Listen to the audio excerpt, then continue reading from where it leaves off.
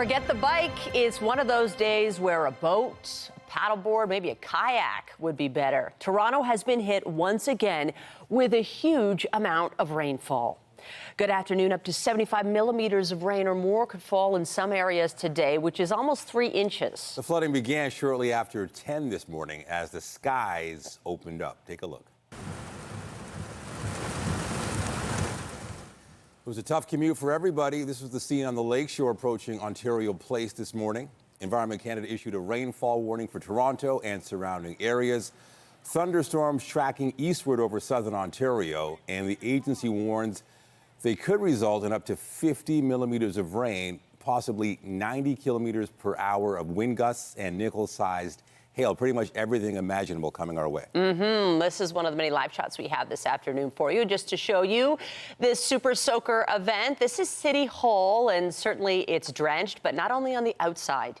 Inside, we've got word there's been some flooding inside City Hall. Offices are using garbage pails to catch the water. So much rain in multiple rounds. Look at them putting all those recycling bins. I feel like they're going to run out of them. We've got our Natalie Johnson there, so we're going to get to her in moments for a few more details on just what is happening inside City Hall and elsewhere in our city. But first, let's get to Jessica Smith with the specifics on the current conditions. What are you seeing out there this hour? This is an abnormally large amount of rain. That monthly rainfall total you mentioned, we've already exceeded that this month, and we have more on the way today. We are under a rainfall warning, really no surprise, right around the Golden Horseshoe. And as the system tracks east, it will kind of push all those watches and warnings with it.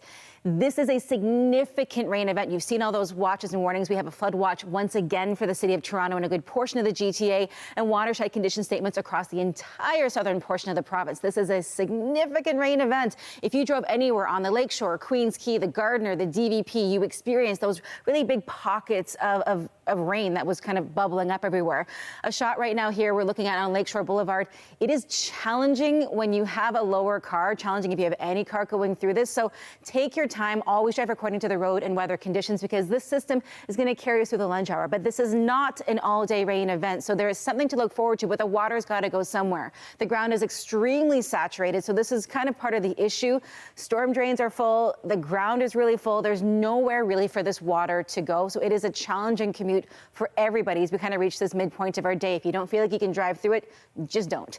We are holding on to this rain as we head throughout the rest of our lunch hour into the early afternoon, and then there is a bit of a break. We will see the skies open up a little bit, and we do have some sunshine. But this system is large, and as it pushes its way across, we could see anywhere from 75 to about 115 millimeters across certain parts of southern Ontario. As of 7:30 this morning, we've already seen almost 90 millimeters in some areas towards the London area. Mount Bridges, for example, through London, they've seen about 76.2, through Mississauga, 28.7, and that was as of like 7:30. So we still have even more rain falling as we speak. Temperature-wise, it's kind of affected things. We're still pretty muggy out there. We're at 20. We should be kind of around that mid-20 range, but as we head into the afternoon, we hold on to some cooler temperatures, but it's still really humid outside. And looking outside at the situation right now, the rain isn't doing too much. The relative humidity levels are really high, so when you walk outside, you can almost feel that water vapor in the air. And again, it's really not going anywhere as we kind of hit that midpoint of our day. This is a live shot right now. We're kind of making our way again along the lakeshore. It is difficult. The system is going to be really heavy through to about 2-3 o'clock, and then we do get a bit of a break. So we just have to get through this first half of our day, and then the sky will start to clear up a little bit. So this torrential downpour that really began around 10 a.m.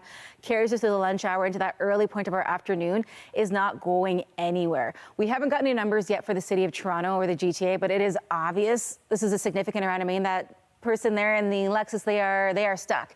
This is again one of those systems, because there's so much water in some of these areas. Again, Lakeshore, Queens Quay, if you live anywhere along those areas, you probably experience this on a semi-regular basis. I live down there, so I know that it's something that I live through almost every time that it rains. Just be careful, because again, you can get waterlogged. And for the people who are taking transit, if you are walking along those areas, you have to be careful, because when those big waves of water come up, it can definitely knock you over. So if you do have to travel anywhere by transit today, check your times, check your buses, check your streetcars, because they may or may not be working right now. But we'll keep a close eye on this as we head throughout the day. Again, this is not an all-day rain event. So the good news in all of this, and I promise there is good news in all of this rain, is that it does start to push its way further east as we head into the afternoon. So if you're traveling later on this afternoon, say towards Oshawa, Whitby, Ajax, this becomes a really big challenge for you, and then it tracks its way in towards Ottawa. Typically, they have some pretty serious flooding when we have rain events like this. And then as we head in towards the afternoon, the sun comes out almost like it never happened. But we're still dealing with the aftermath of this. So take care as the city works hard to kind of clean up and get rid of some of this water. But this is going to be a really challenging few hours as we kind of step into this midpoint of our day. But taking a look again at our satellite and radar map, as we've kind of made our way throughout the late morning, early afternoon, this system really has kind of focused on us. If you heard that thunder and lightning early on, we're kind of into I call it the meat and potatoes of this system. It will continue to push its way further and further east as we head in towards the next few hours. So if you don't have to drive anywhere over the next hour or two, it's probably a good idea to kind of leave it where it is. We'll keep you guys updated on this system as it continues to impact the city. I know there is some significant flooding in certain areas, and that includes City Hall.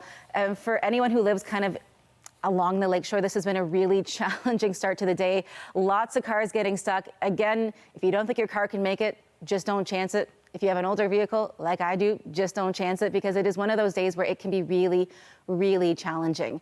Temperature-wise, it is also a little bit cooler as we make our way through this kind of midpoint of our day. Oh, even the fire trucks are having a hard time getting through all this water. It is going to start to warm up as we head in towards the afternoon as the sun comes out and starts to kind of begin that daytime heating cycle. But as you can see there, even for the bigger vehicles, it is a challenge out there on the roads. If you don't have to head out over the next hour or so, it's a good idea to kind of keep it, I guess, at home if you can. And again, if you take transit, always check those routes because it can be a bit of a soaker. Again, we are under a flood watch for obvious reasons right now because of all this rain. Again, the rate of rainfall becomes the issue. We've already had a ton of it, 40 to 50 millimeters per hour. And as we sit over the next little bit, we're looking at the potential of 75 to 115 millimeters in some areas in Southern Ontario, in the GTA, and in the downtown core. That is not insignificant. If your basements are prone to flooding, I would check on them because this is going to be one of those soakers that is going to impact everybody. I'll have more on this system a little bit later on in the show. And as we kind of head into the afternoon, I'll break down when the rain starts to really clear up because we do have sunshine on the way. It is not a terrible day. It's just a terrible start to the day. So we'll keep you guys updated on all of this. And as always, a reminder for everyone, always drive according to the road and weather conditions. And that is extremely true on a day like today. For now, I'll send things back over to Nathan and Michelle. Thank you, Jess. No question about it. Looking at these shots at Lakeshore near Ontario Place, and there's so many things that come to mind. One, you've got just traffic going by. As I was heading into work, oncoming traffic, you see all that water just splashing up into your windshield. So there's a risk there. Also, there's the potential for hydroplaning, so we got to be careful on the roads. Also, your car can stall. Looking at this vehicle, clearly there's some issues with this car just getting around on the lakeshore. So hopefully it's going to get a tow and they're going to be okay. You talk about just travel times. You can check your GPS to see how long it's going to take. Obviously, much longer on a day like today. There's just so many concerns out there. So obviously, drive through the conditions, drive slowly, and be careful out there because the risk is extremely high. Then, of course, there's the ponding and the pooling and everything else. Definitely. Now we are looking at a live shot. This is Kennedy Station. So not only if you're on the roads and in your car, there are problems because of the rain today. Transit has definitely been impacted. You can see a lot of the wetness outside, but certainly several TTC service alerts have been issued in light of all this rain. I'm just looking on X right now. Osgood Station, entrance to Four Seasons Center closed because of flooding. Line 1, Yonge University. Trains are not stopping at Lawrence because of flooding. The Finch Avenue West, 36A. There's a detour because of a flood. And so the message is, if you do have to take transit, I'm sure people were thought, well, we'll just get on transit and we'll get out of the rain and we'll be okay. No, it's impacted as well. So everybody's day, and if you're walking too, right? An umbrella has done nothing. I mean, it's calmed down a bit, but those earlier rounds that we got, even with an umbrella, you were absolutely getting soaked. So certainly transit is impacted, and keep that in mind as you're heading about your day. Yeah, there's a shot of the 403 at Erin Mills. I think so. And again, if you're driving out there, you got to slow things down. Your car will not brake as quickly, so you have to bear that in mind. Give yourself lots of room in the vehicles in front of you. And then, of course, drive to the conditions. And that means, in most cases, driving below the speed limit because it's just very slippery out there. And, of course, remember that it's going to take you longer to get to your destination. So do not drive in a hurry today. I know the DVP heading into work, it was pretty much a delay the whole time. The 401 in many areas, major delays because there's major pooling in certain spots. And while at that spot that we're looking at, it might seem okay, just go a few meters ahead and then there's like a huge pool, which slows things down. So that's another thing to bear in mind during your commute. We're still under a rainfall warning in the GTA. They've been issued for right across Brampton, Vaughan, Richmond Hill. Also in the mix earlier, and the potential for severe thunderstorms. You heard the thunder, you might have seen the lightning. But looking at this shot, actually things are moving pretty well, which is nice. Earlier when it was coming down so hard, it really makes it hard to navigate. I'm sure these drivers right here are feeling a little bit of relief, which is nice. And the fortunate news is that we are into the early afternoon now when the system is eventually due to push out, but there really aren't very many places for the rain to go because we have had so much rain over the past few days and these waves, a deluge. Yeah, it's funny. I remember remnants of Hurricane Beryl. I was expecting something like this. I don't know where this came from, but we'll check in with Jess a little bit later. But it just seems like it came out of nowhere, and it's more rain than I've seen in a long time.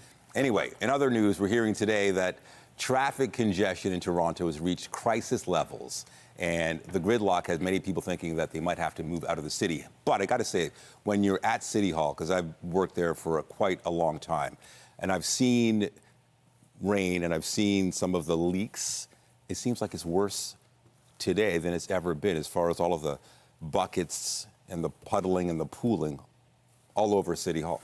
I think a lot of people in this city, especially in certain parts, and there's older homes where when it rains a lot, you kind of brace yourself, wondering, is water going to be coming into my basement? I'm sure a lot of people are probably dealing with that today because it's the sheer volume. It's so much rain, a month's worth, all in one day.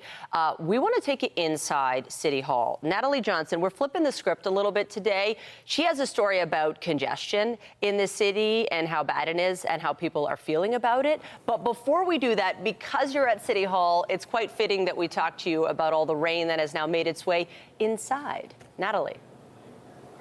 Absolutely, Michelle. I want to show you a live look inside the second floor of City Hall here. It has been an incredibly busy morning at City Hall with a number of press conferences happening. There was an executive meeting to talk about traffic, as you mentioned. But while all of this was happening, the clouds moved in, the skies got dark, and you could really hear the rain start to pour outside the walls of City Hall. As that was all happening, all of these leaves started forming on the ceiling, the second floor councillor lounge here inside the building, which is just outside the committee room where the mayor and her inner circle had been gathering to discuss the Gardner, among other things. It was just last week that we were doing an anniversary interview with the mayor, and she was telling us how during the last rainstorm, there were huge leaks outside of her own office. She took a video with her own iPhone to tell the tale of the aging infrastructure that is City Hall. As we walk around the hall here, you can see inside the restroom. It has been blocked off. The ceiling leaking inside there as more buckets are being used to collect the water. And if we turn around here and follow me, I'm use my pass to open up the stairwell here. You can see all of the water just running down the stairs inside this back corridor of City Hall. So a very fitting metaphor when we talk about the aging infrastructure that is at City Hall. The aging infrastructure we were expecting to talk about today was the Gardner. That was supposed to be in front of the mayor's executive committee here today, but that report wasn't ready. That is especially interesting because it comes on the same day as the Toronto Board of Trade is that with brand new numbers that show the impact of traffic on this city. They are saying that traffic is now at the point of a congestion crisis. For years, the gridlock has been growing, but now Toronto traffic has reached a tipping point.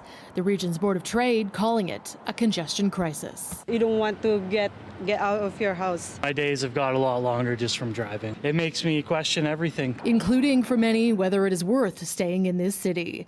Data collected for the Board of Trade by Ipsos reveal that more than half of respondents have considered moving out of the region to escape the congestion. Yeah, that's extraordinary. Congestion is very much uppermost in people's minds, and they want that resolved. 62% of people surveyed said they are reluctant to travel to work because of congestion.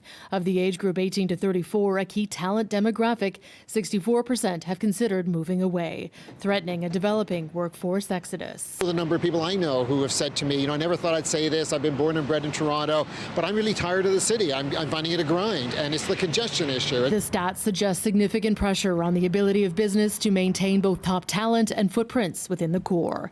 Meanwhile, consumer behavior is changing because of the stifling traffic affecting the economy.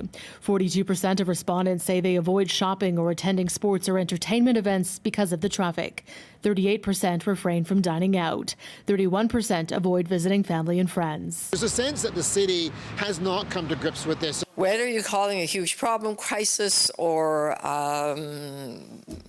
any number of things, I rather look at the solution that we need to have. It comes on the same day, though, as the mayor's executive committee was set to consider an accelerated construction plan for the Gardner, but that report wasn't ready in time. The ball has been dropped at City Hall. It never should have gotten to this point, and we find ourselves in the unenviable position of trying to fix it after the fact. The reality is these things are much more difficult to correct once we're already in flight. Well, it's in discussion with the province, the actual construction piece. But what's also important is that we look at the mitigation that we can do right now in real time. Whether it's the Gardner or gridlock more broadly, the Board of Trade warns that the congestion crisis is suffocating the city and that the economy is at stake. And so the mayor and councillors here at City Hall are today saying that the discussions continue with the province about how to speed up the construction on the Gardner. In the meantime, CTV's Beth McDonnell was with the Ontario Transportation Minister this morning. She asked Minister Sarkaria about the situation, saying when exactly are we going to hear what the plan is for expediting the work. He told her that the province doesn't take over the Gardner fully for 2 more years, and so they're relying on the city at this point to come up with the plan. The minister saying that he spoke to the mayor and they're encouraging the city to come up with other ways to speed up that construction. Nathan and Michelle. Natalie, I think a lot of people listening to your report today aren't surprised. They've been feeling that way, and it really is troublesome to think that folks are actually contemplating moving out because they've just had it. We know it's a crisis. We've been talking about this for years. It's really gotten worse more recently with that Gardner construction. I know you've reported extensively on this topic. Do you get the sense that the wheels are in motion for some change? Because it really is costing people in so many ways in their lives and the city. And you know, Michelle, I asked that very question of the Deputy Mayor, Jennifer McKelvey, here this morning.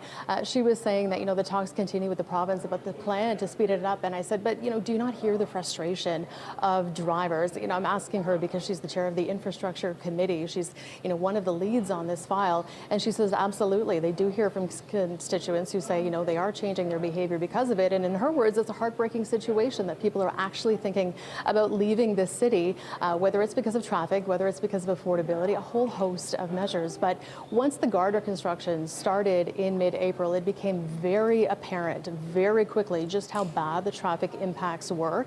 A lot of the critics alleging that the mayor and her team were slow to react to exactly how paralyzing the traffic delays were. So we know that this plan to expedite the construction on that component has been in the works for a number of weeks now. It is a complicated situation because the city is working hand in hand with the province. The province is taking over the Gardner as part of the New Deal expressway upload. So, there are a lot of complicating factors here, but what it comes down to for drivers is that they just want this done. The Gardner is certainly just one example of a much bigger picture.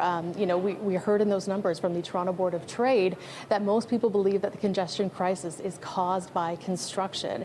And there are other cities in the world, for example, where if a developer is building a brand new condo building, they don't get to interrupt a lane of traffic for months and months on end. So the Board of Trade right now is actually holding a task force. They've been doing this for several months, and they'll be working on this probably until the end of this year, looking at concrete solutions that the city can implement to make a tangible difference on the flow of traffic in the city. Because the last thing they want from a business perspective is talent to leave the city. They don't want businesses to decide that they can't maintain a footprint here. There's a lot of reasons why businesses might be interested in setting up shop somewhere else. And what they don't want is for Toronto traffic to be another reason why they decide to leave. So a lot of factors at play here. It's a headache for commuters, but there are significant impacts to the economy, and it really is a threat to Toronto's economic success and productivity moving forward.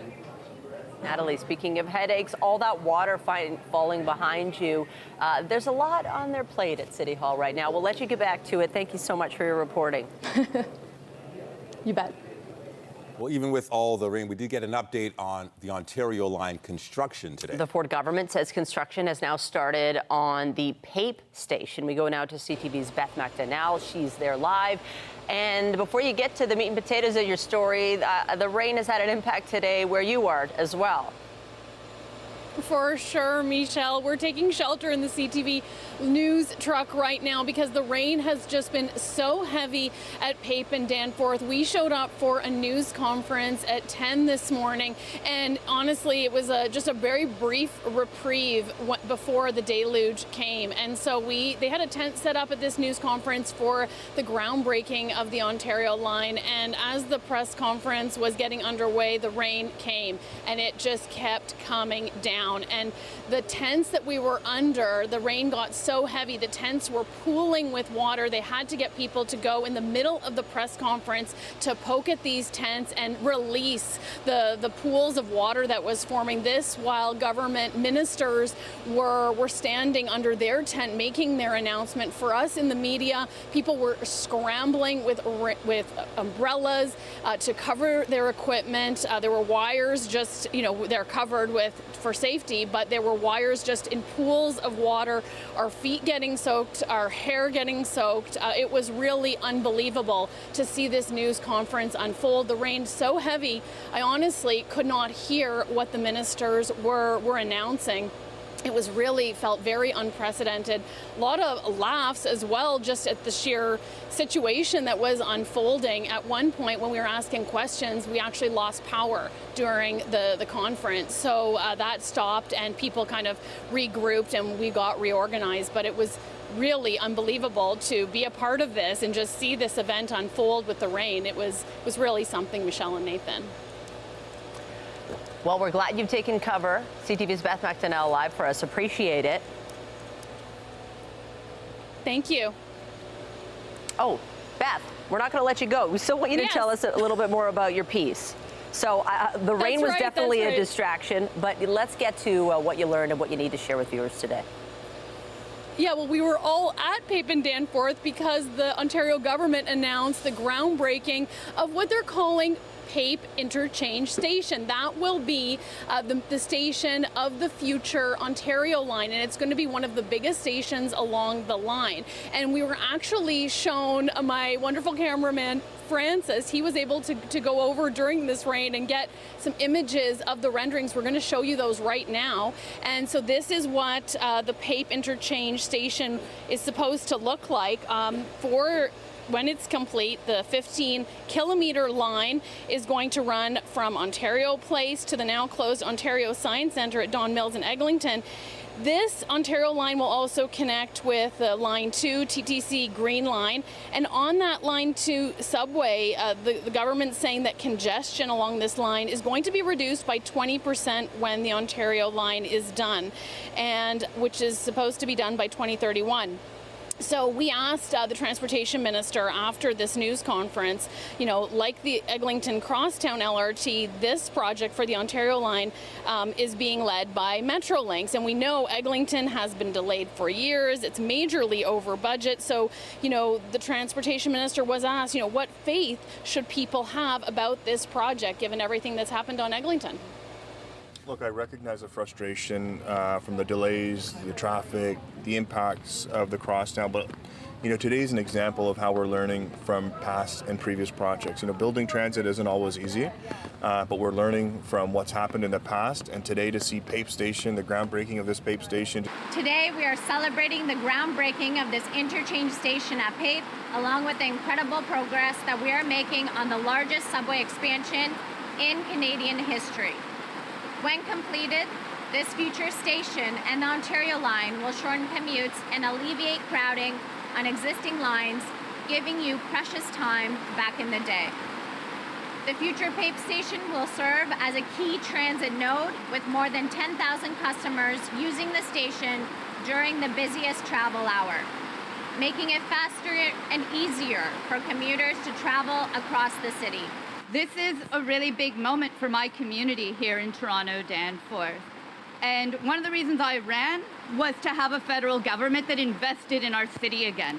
And what you see here with the Ontario line is actually a big part of that. There's over $4 billion from the federal government that's going to build the Ontario line. And as someone who actually uses this station, I can tell you that it was needed. Like, we would stand there and watch full train after full train after full train going by, and you weren't able to get downtown. So this is a really big day. The government says here at Pape and Danforth, once this station is done, it will also be part of one of a dozen transit and orientated communities happening around the GTA. So these are basically communities that people have everything they need. And so that's another big point that they wanted to make, and that there will be 400 new housing units here, and including with affordable housing and units that will have 2 and 3 bedrooms. So that was another point that they really wanted to get across at this very rainy news conference. I'll send it back inside to Michelle and Nathan. Glad you're dry right now. CTV's Beth McDonnell live for us. Appreciate it. We turn our attention below the border now in Milwaukee. It's day 2 of the Republican National Convention. With Donald Trump now officially the party's presidential nominee. Trump was wounded during an assassination attempt Saturday that killed a spectator and injured 2 other people. The convention will culminate with Trump's primetime address Thursday when he formally accepts the party's nomination. Former UN Ambassador Nikki Haley is expected to address the delegates today. Meantime, the investigation into the assassination attempt on the former U.S. president continues, and CTV's Scott Hirsch joins us now live with more. Now, what is the latest on the investigation, Scott? Nathan, let's first start with the bulletin from the FBI to law enforcement across the country in the wake of the assassination attempt on former President Donald Trump and, of course, now the official Republican candidate. And they're putting out a warning of possible violence at election-related events. Now to the investigation. The FBI believes that the lone shooter, 20-year-old Thomas Matthew Crooks, acted alone, but they're still trying to hone in on a motive, even though they've been able to search his vehicle, search his home, and also really scrub through his social media and online activity. He apparently bought up to 50 rounds of ammunition on the day of the Trump rally, and according to multiple reports, local law enforcement spotted Crooks near the event on Saturday, and he appeared to be acting suspiciously, and an alert was put out for that person over the radio to keep an eye on him. The suspect was also spotted on the rooftop by bystanders shortly before shots rang out. Now, in an interview with ABC News, the Secret Service Director, Kimberly Cheadle, says her office is cooperating with the investigation. Of course, the Secret Service facing a lot of scrutiny for what may have been a failure to stop the shooter in the first place. She says that there were local police patrolling the building where the shooter was on top of, but ultimately she says the buck stops with her, Nathan. Also, Scott, Trump has chosen a running mate for his run at the presidency.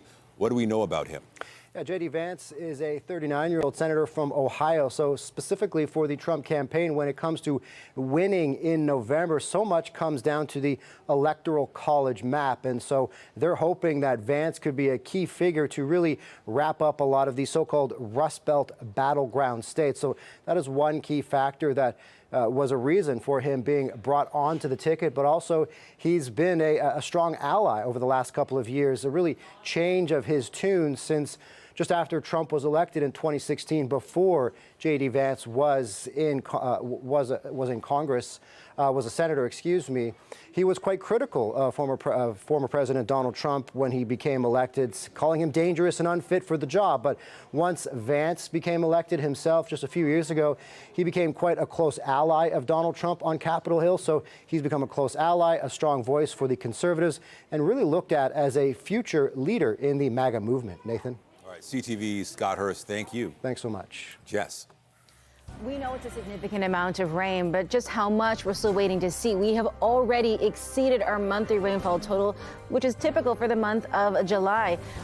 Even as of yesterday, we are already at about 87.6 millimeters. We're looking at the potential of upwards of 75 additional millimeters. Today, we saw 25 yesterday. The ground is just so saturated. There is nowhere for this water to go. Coming up, I'll have a full look at your long-range forecast, including breaking down when all of this rain is set to move out. I'll have all those details for you coming up right after the break.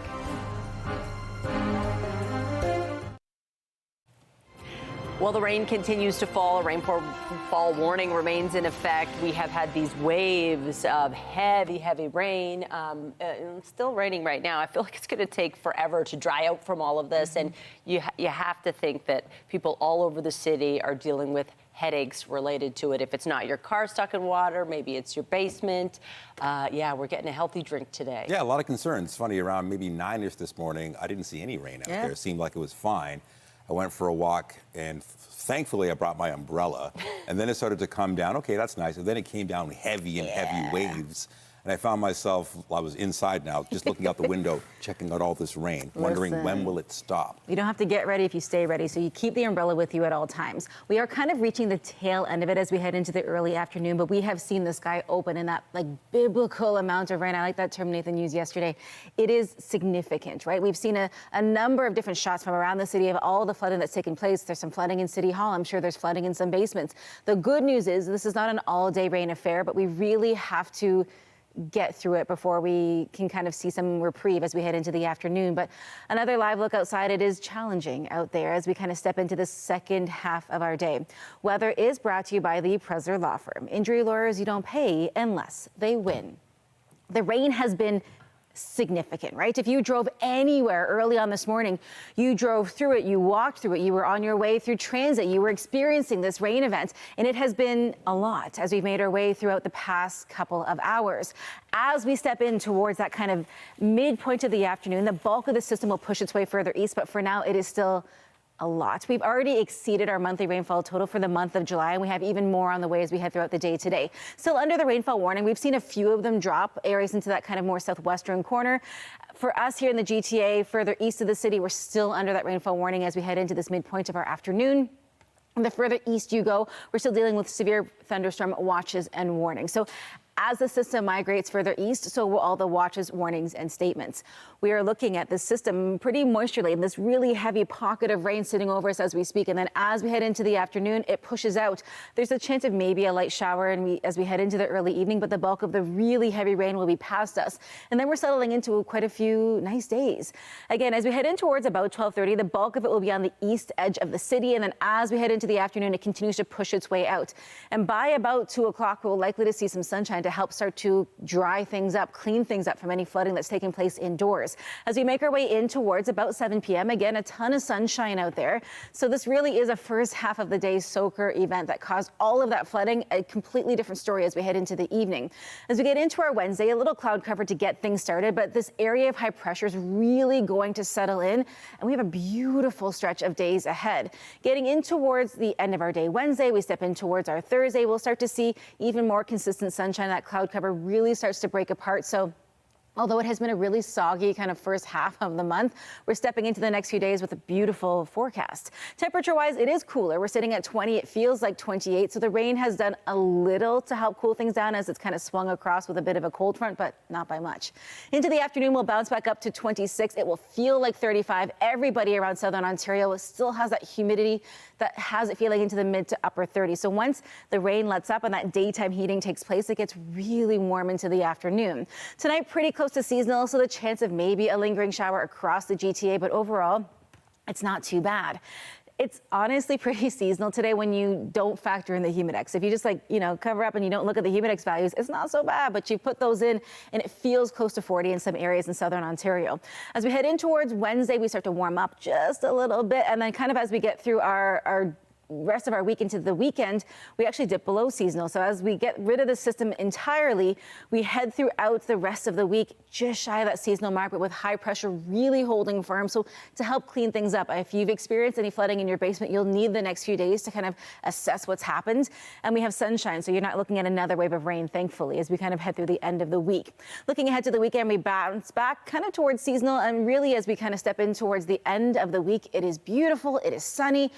We just have to get through this first half of our day. I'll send things back over to Michelle and Nathan. Thank you, Jess. Well, it is day 2 of the Premiers Conference in Halifax. Canada's 13 premiers are gathered to tackle big issues collectively. We're not talking City Hall.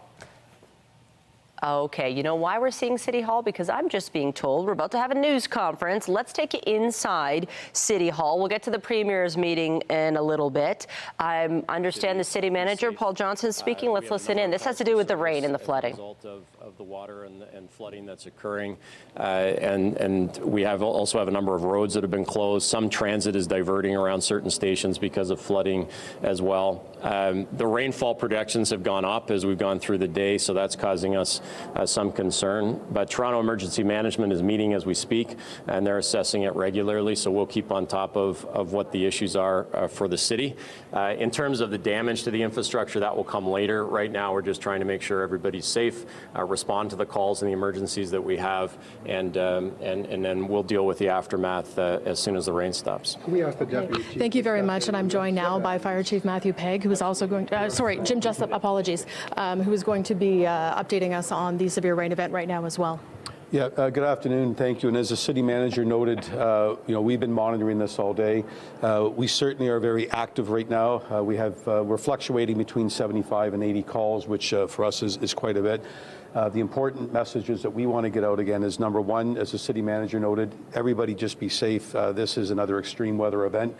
The fortunate and unfortunate thing is this is not the first time this has happened. So Toronto Fire Service, and we're working collaboratively with Toronto Paramedics, Toronto Police, and Toronto Emergency Management.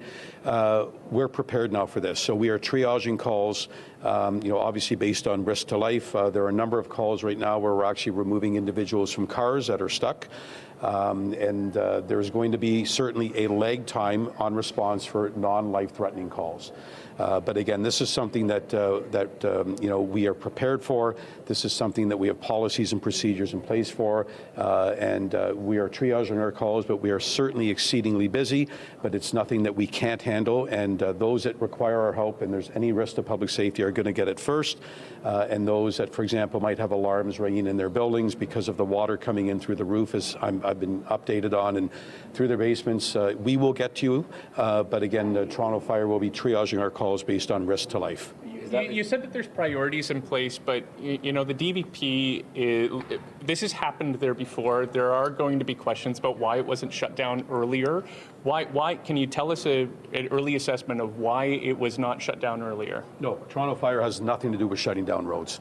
We are called to respond when there's an emergency, but we certainly don't have the legal authority to shut down any roads. Are the majority of your calls that you're getting right now about flooding and that kind of thing? Yes, certainly there's a real trend right now. So certainly water problems, so multiple calls of people's houses with water, apartment buildings with water. A number of alarms, fire alarms are activated when water comes through and trickles into control panels. A number of elevator rescues as well, very similar, malfunctioning elevators. And then we have several instances right now. As I said, we're actively rescuing people that are trapped in their cars or on top of their cars right now.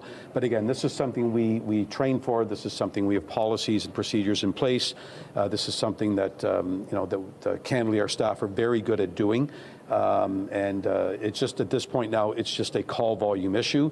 We are triaging based on life safety.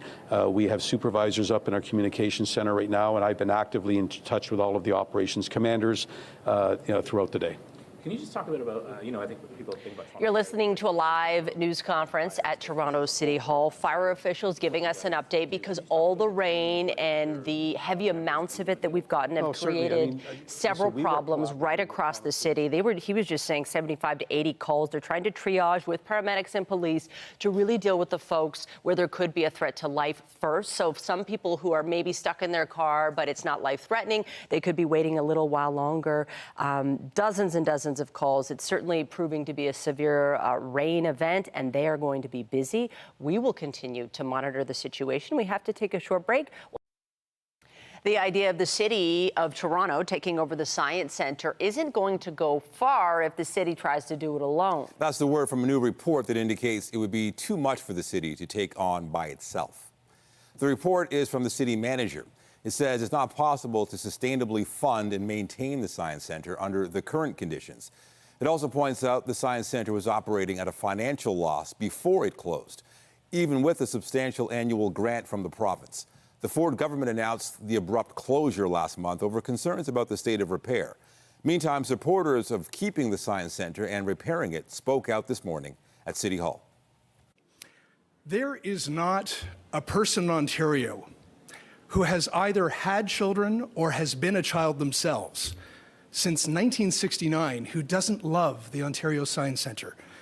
Every one of us has memories of having our imagination provoked by the exhibits there, by walking through a world of wonder, by learning about science and being exposed to educational opportunities like nowhere else in this province. And while Doug Ford is willing to spend up to $1 billion to get beer and cocktails into gas stations a few months early, there seems to be no willingness to keep the Science Centre alive for future generations. The building is not decrepit. The building is not falling down.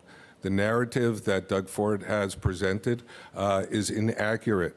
There is no way that it would cost $500 million. No way it would cost $500 million to do the necessary repairs. City Councillors Josh Matlow and John Burnside are calling on the province to join a working group to keep the Science Centre open. Supporters estimate the cost of repairs would be $228 million, half of what has been estimated by the province. They acknowledge it's significant, but point out that the cost would be spread over 20 years. Toronto Police Chief Myron Demkew says gun violence is a serious concern. Demkew told News Talk 1010 there's been what he calls a tragic loss of life. Is this the summer of the gun, too? No, I wouldn't necessarily say that, John, but I think it's important to acknowledge that gun violence impacts Torontonians very seriously. We've obviously seen a tragic amount of loss of life this year as a result of gun violence, which has impacted families and communities. The chief's comments on News Talk 1010 this morning come in the wake of several high-profile murders, including some where children, young teens, were being charged. More than 265 shooting-related incidents have been reported so far this year, and 26 people have been shot and killed. This is according to Toronto Police crime stats. Get Toronto's top stories, breaking news alerts, and watch live. Download the CTV News app. Tributes are pouring in for a special little girl who became a social media sensation. She was born with multiple medical complications, and as CTV's Pauline Chan reports, she fearlessly shared her journey with the world under the name Bella Brave. I'm Bella Brave. I'm Halsey. And this is Bella's Room. 10-year-old Isabella Thompson, better known on social media as Bella Brave, died on July 14th with her parents Kyla and Lyle by her side. But her story was familiar to millions around the world who followed her on TikTok and Instagram. I want her legacy to live on. I don't want her to be forgotten. In every way that she's helped kids in similar situations. Bella was battling a rare trio of medical conditions: dwarfism, severe combined immunodeficiency, and Hirschsprung's disease, which affects the bowels. Last year, she received a bowel transplant, but then her lungs began to deteriorate. We had a really peaceful day with her before we had to intubate her. I had been away back home, and I only arrived the evening before, so when I got to see her in the morning, she was very excited. I could tell. Kyla Thompson says Bella made the most of every moment and was the embodiment of the word brave. I drew so much strength through her learning what it meant to her to be brave and how she wanted to share that with the world. And through this difficult time, her parents wanted to speak to Bella's numerous followers. I'm so sorry that she's not with us anymore. We felt your love unmeasurably. She loved each and every one of you. And we just need you guys to know that. And please don't ever stop talking about her. And her spirit will live on through her joyous videos and perhaps even as an organ donor. Pauline Chan, CTV News.